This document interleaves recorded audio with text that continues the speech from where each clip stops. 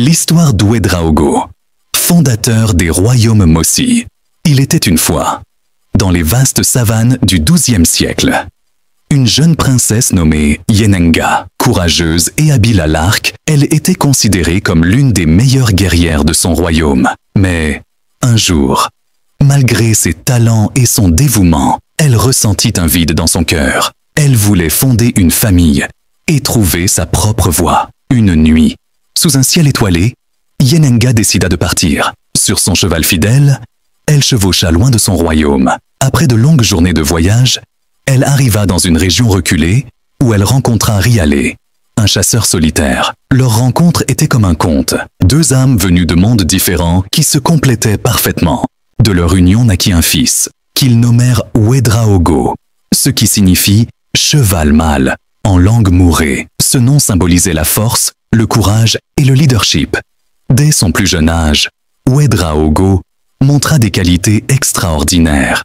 Il était à la fois sage comme son père et vaillant comme sa mère. Un jour, alors qu'il était devenu un jeune homme, Ouedraogo annonça à ses parents qu'il voulait partir à la recherche d'une terre où son peuple pourrait prospérer. Avec leur bénédiction, il forma un petit groupe de fidèles compagnons et entreprit un voyage épique à travers les plaines et les collines. Après des semaines de marche, ils trouvèrent une région fertile et stratégique. Là, Ouedraogo décida de fonder une ville qu'il nomma Tenkodogo, la vieille terre. Ce lieu devint le berceau du royaume Mossi. Sous la direction d'Ouedraogo, la communauté grandit et prospéra. Il instaura des lois justes, construisit une armée forte et forgea des alliances avec les royaumes voisins. Mais Ouedraogo était plus qu'un roi.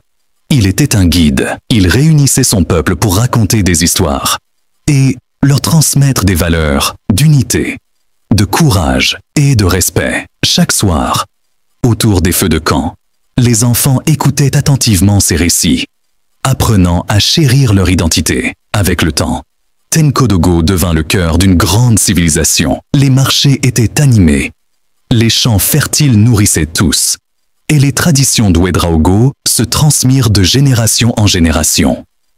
Aujourd'hui, le nom d'Ouedraogo est encore honoré au Burkina Faso. Ses descendants, les Nakomsé, perpétuent son héritage. Les statues érigées en son honneur rappellent à tous que l'unité et le courage peuvent transformer un simple rêve en une réalité qui traverse les âges. Ainsi se termine l'histoire d'Ouedraogo, un héros légendaire, un roi bienveillant et un père pour son peuple. Que son récit continue d'éclairer les nuits des enfants et d'inspirer les générations à venir.